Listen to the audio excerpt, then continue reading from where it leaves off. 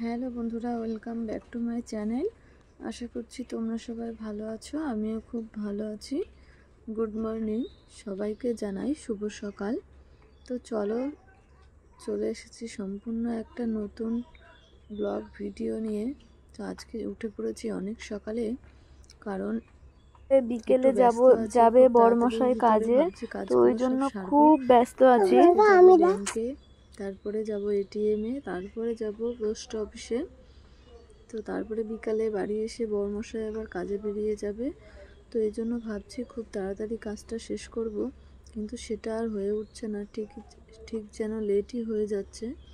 কারণ যখন তাড়াতাড়ি থাকে তখন মানে যতই তাড়াতাড়ি করি ততই যেন লেট হয়ে যায়।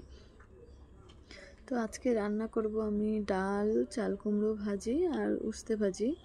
তো আমার মেয়ে খুব পছন্দ করে উস্তে ভাজাটা, তো তার জন্য আমি মাঝে মাঝে উস্তেটা ভাজা করি। তো আমি যেভাবে তোমাদের সাথে চাল কুমড়ো রান্না করি সেইভাবেই তোমাদেরকে শেয়ার করছি। তোমরা কে কীভাবে রান্না করো সেটা আমাকে কমেন্ট করে জানিও। তো আমি প্রথমে চাল কুমড়োটাকে লবণ দিয়ে ভালো করে চটকে যতক্ষণ পর্যন্ত ওর গায়ে জল থাকবে ততক্ষণ চটকেই যেতে হবে। তারপরে কড়াইতে তেল গরম হয়ে গেলে ওর ভিতরে শুকনো লঙ্কা, কাঁচা লঙ্কা আর কালো জিরে ফোড়ন দিয়ে তারপরে ওটাকে লাল লাল করে ভেজে নিয়ে তারপরে ওটাকে নামিয়ে নিতে হবে। যতক্ষণ পর্যন্ত ভাজবে ততক্ষণ পুরো লাল লাল না হবে ততক্ষণ। তো আজকে আমার মেয়ে সারাদিনই মনটা বেশ খারাপ, কারণ তার পাপা কাজে চলে যাবে, তার জন্য আর কি। মেয়ের সকাল থেকেই বলছে, ও মা আমার ভালো লাগছে না। আমি বলছি কেন? বলছে পাপার জন্য মন খারাপ করবে, পাপা কাজে চলে যাবে। মেয়ে আবার তার পাপাকে ভীষণ ভালোবাসে, মানে ওর পাপাকে না দেখলে ওর কেমন কেমন যেন লাগে। তো কি আর করা যাবে বলো, কাজে তো যেতেই হবে, কাজে না গেলে চলবে কি করে আমাদের। তো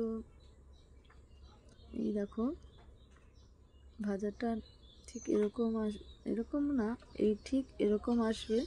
তো তখন তোমরা মনে করবে চাল কুমড়ো ভাজাটা হয়ে গিয়েছে, তারপরেই নামিয়ে নিতে পারবে। তো আজকে একটা ঘটনা শেয়ার করি তোমাদের সাথে। আজকে গিয়েছিলাম ব্যাংকে। তো ব্যাংকে মেন উদ্দেশ্য ছিল আমাদের এটিএম থেকে টাকা তোলা।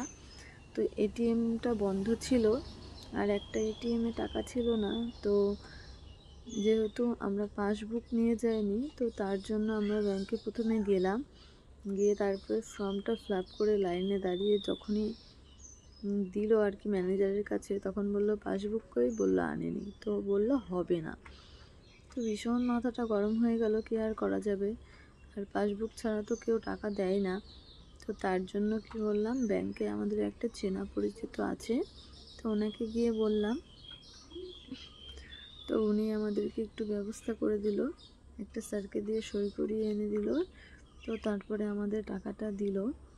তো ভাবো যদি উনি না থাকতো ব্যাংকের ভিতরে, তো তাহলে আমাদের কত বড়ই না সমস্যা হতো। তো কথা বলতে বলতে দেখো আমার উস্তে ভাজাটা প্রায় হয়েই এসেছে, এটা নামিয়ে নিলেই হয়ে যাবে। এই যে এটা নামিয়ে নিলেই হয়ে যাবে। তো এই দেখো প্রথমে রেডি হয়ে বাড়ি থেকে বেরিয়ে চলে এসেছি ব্যাংকে না সরি এটিএমে।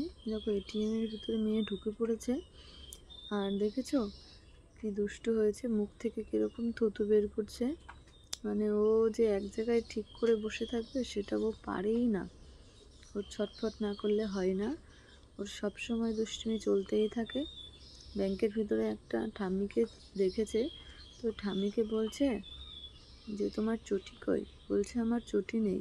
তো মেয়ে আমার বলছে ঠিক আছে তাহলে আমার পাপাকে বলে তোমাকে একটা চটি কিনে দেবো।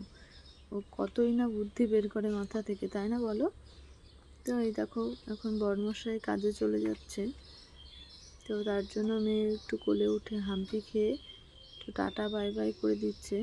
বড়মশাই যাবে বাইকে করে, কারণ আমরা স্টেশনে যাওয়ার সময় অটো করেই যাই, কিন্তু একার জন্য অটো নিতে আসবে না, তার জন্য বললো বাইকে করেই যাবে। আর ঝিরিঝিরি বৃষ্টি পড়ছে, না জানি জোরে বৃষ্টি আসে, জোরে বৃষ্টি আসলে তো ভিজে যাবে। তো দেখো এখন বড়মশাইকে দিতে যাবে একটা দাদা, ওর নাম নিশি। তো ও আসছে, ওর জন্য অপেক্ষা করছে। এই যে চলে এসেছে আমাদের ফুটো মস্তান দাঁত কেলাতে কেলাতে। তো দেখলেই তো, এটা হচ্ছে আমাদের এখনকার মতো ড্রাইভার। তো এই দেখো বড়মশাইকে নিয়ে চলে যাচ্ছে। টাটা। আজকের ভিডিওটা এই পর্যন্তই। যদি ভালো লাগে তাহলে লাইক করো।